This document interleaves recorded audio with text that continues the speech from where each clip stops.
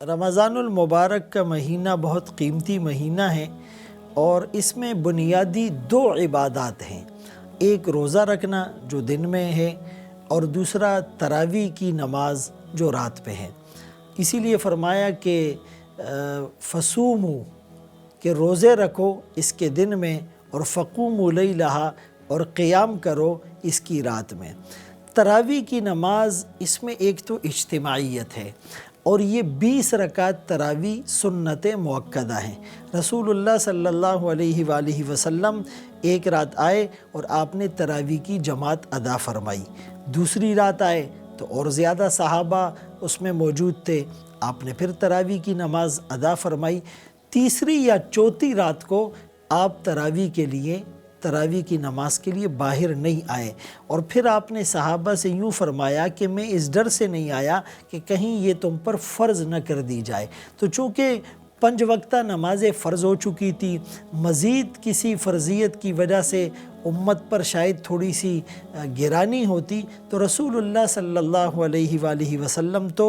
یعنی حریص علیکم بالمؤمنین رؤوف الرحیم تھے، آپ تو کریم تھے، تو آپ نے امت کو مشقت میں نہ پڑنا، اس وجہ سے آپ نے یعنی تیسری یا چوتھی رات کو آپ تشریف نہیں لائے۔ اور صدیق اکبر رضی اللہ عنہ کے زمانے میں اجتماعی طور پر تراویح کو جو ہے وہ نافذ نہیں کیا جا سکا، چونکہ مدت خلافت کم تھی، 2 سال 3 ماہ کچھ دن، اور فتنے لامحدود تھے۔ لیکن حضرت عمر رضی اللہ عنہ نے اپنے عہد خلافت میں جب دیکھا کہ لوگ سستی اور غفلت برتنے لگے ہیں اور ایک سنت عمل یا اس وقت اگر مستحب بھی تھا تو لوگ اس سے غافل ہونے لگے ہیں، تو انہوں نے صحابہ اکرام کے اجماع سے اور صحابہ اکرام کے مشورے سے امت کو 20 رکعت تراویح پر جمع کیا۔ موطا امام مالک میں بھی ہے کہ حضرت عمر رضی اللہ عنہ کے زمانے میں صحابہ 20 رکعت تراویح جماعت کے ساتھ ادا فرماتے تھے۔ اب یہ اعتراض اور آبجیکشن کرنا کہ آقا نے یعنی پورا مہینہ با جماعت تراویح نہیں پڑھی، تو دیکھیں اللہ کے رسول صلی اللہ علیہ وآلہ وسلم نے فرمایا علیکم بسنتی وسنت الخلفاء الراشدین المہدیین،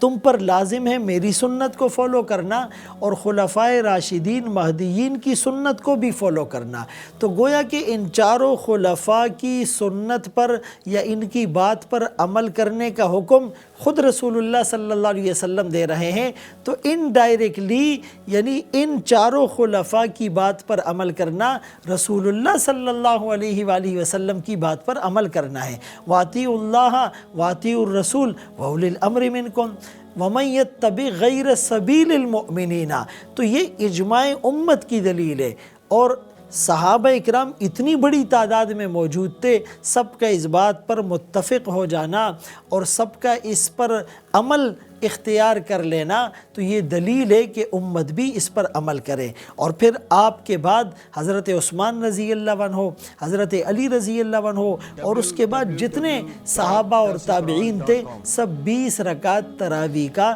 اہتمام فرماتے رہیں۔ اور یہ وضاحت ہے کہ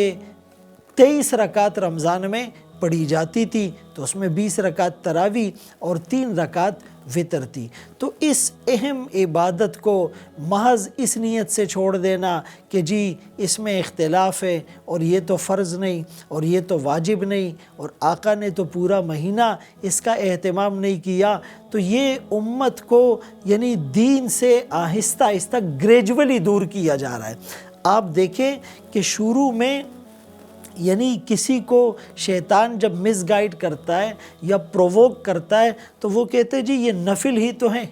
یہ مستحب ہی تو ہیں، تو وہ مستحب میں سستی برتتا ہے، غفلت سے کام لیتا ہے، پھر آہستہ آہستہ وہ سنت کو کہ یہ تو غیر مؤکدہ ہے چھوڑ بیٹھتا ہے، پھر اس کے بعد سنت مؤکدہ میں بھی وہ سستی کرنے لگتا ہے، پھر اس کے بعد واجبات میں اور فرائض میں، تو جو مستحبات کو ترک کرتا ہے سنتوں سے محروم، جو سنتوں میں سستی برتتا ہے تو وہ واجبات سے رہ جاتا ہے، اور جو واجبات کو نہیں ادا کرتا تو وہ فرائض کو بھی چھوڑ دیتا ہے۔ تو اس لیے ہم سنت کو سنت سمجھ کر صحابہ اکرام کی طرح اختیار کرے۔ وہ تو سنت کو سنت سمجھ کر اس پر جان چھڑکتے تھے، اور ہم سنت کو سنت سمجھ کر چھوڑ دیتے ہیں۔ تو یہ پیراڈائم جب شفٹ ہو جاتا ہے اور پرسپیکٹیو اور زاویہ نگاہ جب تبدیل ہو جاتا ہے تو پھر انسان چھوٹی چیز کو بھی بڑا سمجھنے لگتا ہے۔ اسی لیے فرمایا رب عمل صغیر تعظمہ النیہ، چھوٹی چیز ہوتی ہے نیت اس کو بڑا کر دیتی ہے، اور رب عمل کبیر تصغرہ النیہ، بہت بڑا عمل ہوتا ہے، پہاڑوں جتنا سونا یا مال راہ خدا میں خرچ کر دیا، نیت ٹھیک نہیں تو وہ چیز چھوٹی ہو جاتی ہے، بلکہ بعض اوقات تو اس پر پکڑ ہوتی ہے۔ اسی لیے تراویح کا بھی اہتمام کیا جائے، ایسی جگہ تراویح پڑھی جائیں جہاں قرآن کریم کو صحیح تلفظ اور مخارج کے ساتھ بہترین لہجے میں پڑھا جائے، اور ایک ایک لفظ اور ایک ایک حرف آپ کو سمجھ میں آ رہا ہو، اور اس کا ترجمہ بھی اگر سیکھ لیا جائے، اس کا خلاصہ بھی اگر سن لیا جائے کہ قرآن ہم سے کیا تقاضا کر رہا ہے، تو ہماری کنسنٹریشن اور استحضار میں اور زیادہ اضافہ ہوگا۔ اللہ تعالی ہم سب کو صحیح طریقے پر تراویح ادا کرنے کی توفیق نصیب فرمائے۔ وآخر دعوانا ان الحمدللہ رب العالمین۔